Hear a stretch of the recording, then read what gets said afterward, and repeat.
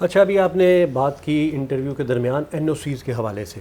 یہ مسئلہ آپ کا بڑا پرانا ہے کہ این او سی لینے آپ جاتے ہیں کئی دفعہ سال 1.5 سال اور کئی دفعہ اس سے بھی زیادہ ٹائم لگ جاتا ہے اور آپ کا پروجیکٹ وہیں رکا ہوتا ہے.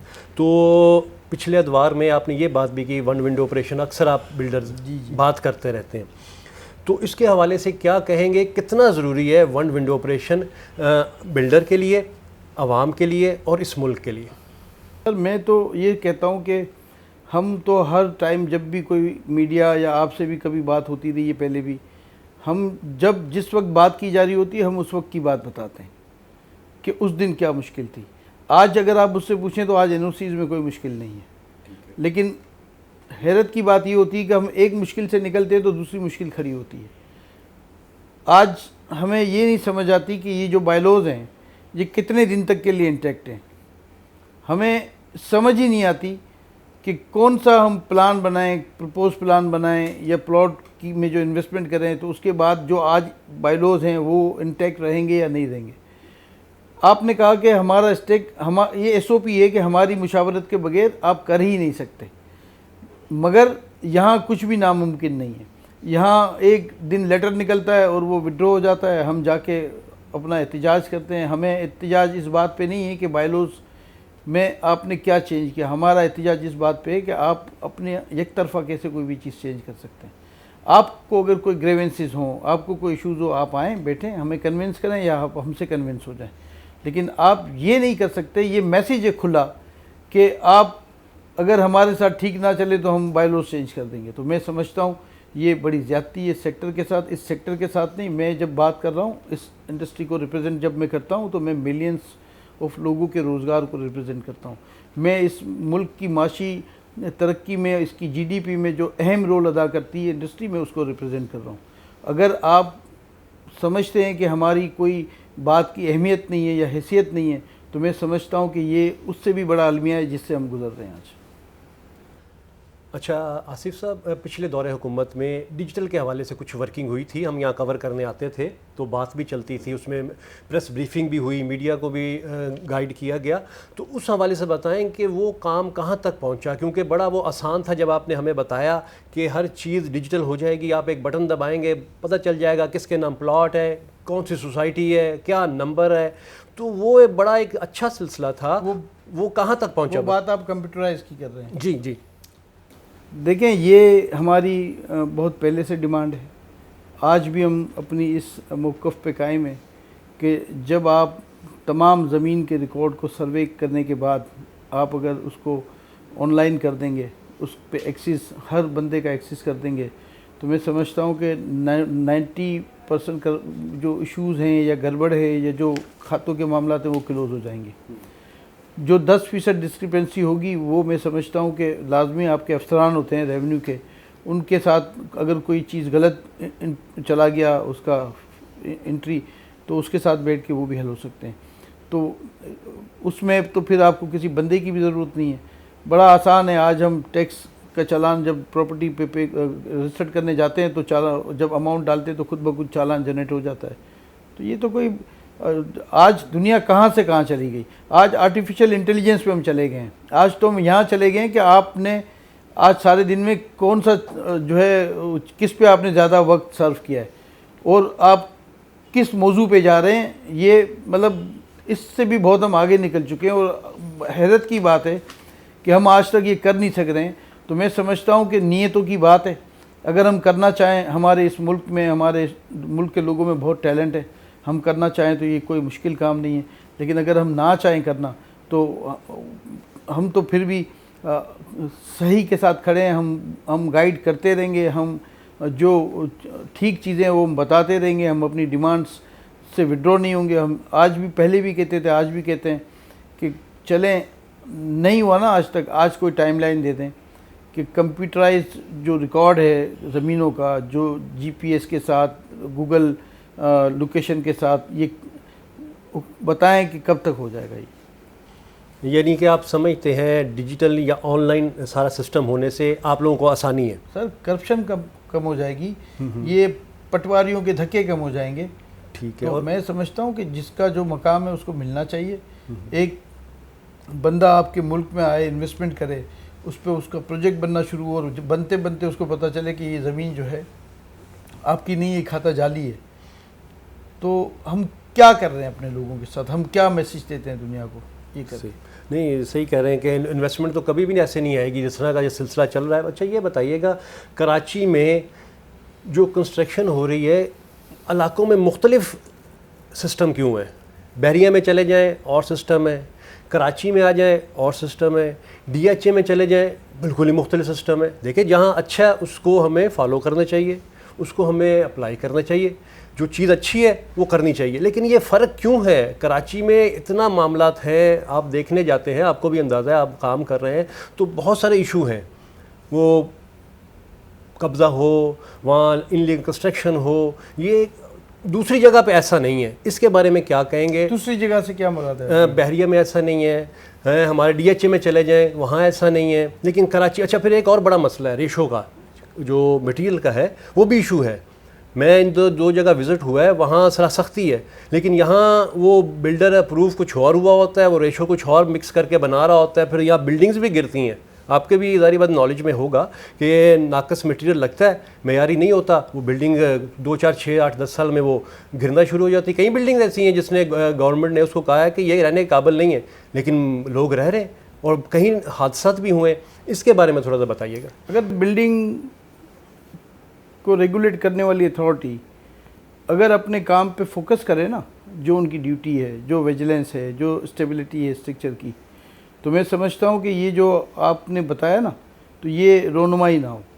لیکن چونکہ فوکس کچھ اور ہوتا ہے تو اس کی وجہ سے یہ سارے ایشوز ہیں. آپ نے ڈی ایچ اے کی بات بتائی، تو ڈی ایچ اے میں اور ہمارے باقی شہر میں فرق یہ کہ ایک تو وہ کنٹونمنٹ ایریا ہے، اور اس کو جو ریگولیٹ کرتے ہیں وہ ڈیفینس ہاؤسنگ اتھارٹی ریگولیٹ کرتی ہے، اور پھر یہ منسٹری آف ڈیفینس کے ایک آپ سمجھے کہ ان کا ایک ویلفیئر کا ایک ادارہ ہے جو یہ ساری چیزیں چلتا ہے. تو میں ہمیشہ ان کو اپریشیٹ کرتا ہوں، ڈی ایچ اے کے لوگوں کو، ڈی ایچ اے کی انتظامیہ کو، اور میں خواہش ہے میری کہ جو ڈسپلن ڈی ایچ اے میں ہے، جس میں آپ نے کہا قبضوں کا ایشو نہیں ہے، جس میں ڈبل فائل کا ایشو نہیں ہے، جس میں وائلیشن کا ایشو نہیں ہے، جس میں کرپشن بھی نہیں ہے، میں آپ کو بڑے وثوق سے کہتا ہوں، تو ایسا ہمارا خواب ہے کہ باقی کراچی میں بھی جو ہے یہی ماحول ہونا چاہیے. کرپشن کم کرنی ہے. جب تک وائلیشن چلتی رہے گی کرپشن کم نہیں ہوگی. جب آپ کے ایس او پی میں ہوگا کہ وائلیشن ہو ہی نہیں سکتی تو پھر کرپشن خود بخود ختم ہو جائے گی. جب تک ہم انشور نہیں کریں گے کہ ہم نے جسے میں نے آپ سے کہا کہ ڈی ایچ اے کی بات میں اس سینس میں کرتا ہوں، میں کراچی ڈی ایچ اے کی بات کروں کہ ایک پرائم سمجھے کمیونٹی ہے، ان کا اپنا ویجیلنس سسٹم ہے، ان کا اپنا ایک سمجھیں کہ ان کا چیک اینڈ بیلنس ہے. مجھے نہیں پتا کہ ان کے پاس کتنے اچھے اسٹرکچر انجینئر ہیں، لیکن میں جو بظاہر جو نظر آتا ہے، میں سمجھتا ہوں کہ یہ ہمارے تمام پاکستان کے لیے مثال ہے. میں سمجھتا ہوں کہ یہ ان اداروں کے لیے سوال ہے کہ وہ بھی اسی شہر میں ڈی ایچ اے اور باقی بھی اسی شہر میں، جب وہ کر سکتے ہیں، جب وہ امپلیمنٹ کر سکتے ہیں، وہ روک سکتے ہیں اللیگل کنسٹرکشن کو، وہ روک سکتے ہیں قبضوں کو، وہ روک سکتے ہیں ڈبل فائل کو، تو آپ جبکہ ان کے پاس کوئی آپ نے لوکل اتھارٹی نہیں دی ہے، ان کی کوئی ذاتی پولیس نہیں ہے ڈی ایچ اے کی، ان کی کوئی ذاتی فورس نہیں ہے، یہ نارمل اپنا ایک سمجھے ہاؤسنگ سوسائٹی ہے جو اپنے طور پہ ساری چیزیں مینیج کرتی ہے. آپ کے پاس یہاں تو ساری اتھارٹیز ہیں، آپ کے پاس لا انفورسمنٹ ایجنسیز ہیں، آپ کے پاس کنٹرول کرنے کے لیے اینٹی انکروچمنٹ سیل ہے، آپ کے پاس باقی ادارے اینٹی کرپشن ہے، آپ کے پاس کورٹس ہیں، سب چیزیں ہیں. اس کے بعد بھی اگر آپ کی گڈ گورننس نہیں ہے تو یہ تو ہم تو دیکھیں ڈفرینس آپ کو بتا سکتے ہیں کہ کیا ڈفرینس ہے، لیکن ہم کوئی ریگولیٹ کرنے والے لوگ نہیں ہیں. ہمیں تو آپ اگر اچھا کر کے دیں گے تو ہم اچھا پرفارم کر جائیں گے. ہمیں اگر آپ لائنوں میں دھکے کھلاتے رہیں گے، ہمیں آج کوئی نہ کوئی کسی نہ کسی سطح پہ ہمیں وکٹم بنائیں گے. میں نے کہا نا ایک سیکٹر سے کبھی وہ ایس آر بھی ہم پہ لگ جاتا ہے، کبھی 7 ہی کھڑا ہو جاتا ہے، کبھی 147 سیکشن لگ جاتا ہے ہم پہ کہ پہلے ٹیکس دے دو بعد میں بلڈنگ بنانا. جہاں لوگوں کے پاس بنانے کے پیسے نہیں ہیں آج کے دور میں، وہ کہتے ہیں پہلے ہمیں ٹیکس دے دیں جو آپ نے کمانا ہے. تو یہ ساری چیزیں، ہم ٹیکس کلچر کے خلاف نہیں ہیں، ٹیکس آپ کا بڑھنا چاہیے، اس میں ہم سب کی جیت ہے. پاکستان کی بقا اس میں ہے کہ اس کو ٹیکس ملے. دیکھیں کوئی بھی ملک یا کوئی بھی ادارہ اگر اس کو فنڈ نہیں ہوگا، ٹیکس نہیں ہوگا، نہیں چلے گا. پاکستان کے لیے ہم سب کو یہ سوچنا ہے، میرا ایک بھی ممبر نان ٹیکس پیئر نہیں ہے. ہمیں سوچنا چاہیے ہر ادارے کو، جو بھی پرائیویٹ سیکٹر کے بھی لوگ ہیں، کہ اگر ہم ملک کو ٹیکس نہیں دیں گے یا ملک کو ٹیکس نہیں ملے گا تو ملک کیسے چلے گا. یہ ایسا ہی ہے کہ میں کسی بلڈنگ میں رہتا ہوں اور مینٹیننس نہ دوں تو کیسے مجھے پانی ملے گا، کیسے مجھے بجلی ملے گی، کیسے گارڈ ہوگا اور کیسے صفائی والا آئے گا. تو یہ کامن سی بات ہے کہ ٹیکس اگر ملے گا تو ملک چلے گا. ہمیں اختلاف ہے اس طریقہ کار پہ جو آپ نے اپنایا ٹیکس کلیکٹ کرنے کے لیے. ہمارا کہنا ہے کہ آپ کا کوئی ایسا قدم جس سے بجائے اس کے کہ آپ کا ٹیکس بڑھے، آپ کا ٹیکس کم ہو جائے، تو میں سمجھتا ہوں ہمارا بینگ اے پاکستانی، ہم پاکستانی ہیں، پاکستان سے محبت کرتے ہیں، ہماری ذمہ داری ہے کہ ہم اس بات کو ہائی لائٹ کریں کہ ہماری اکنومی کو نقصان پہنچ رہا ہے.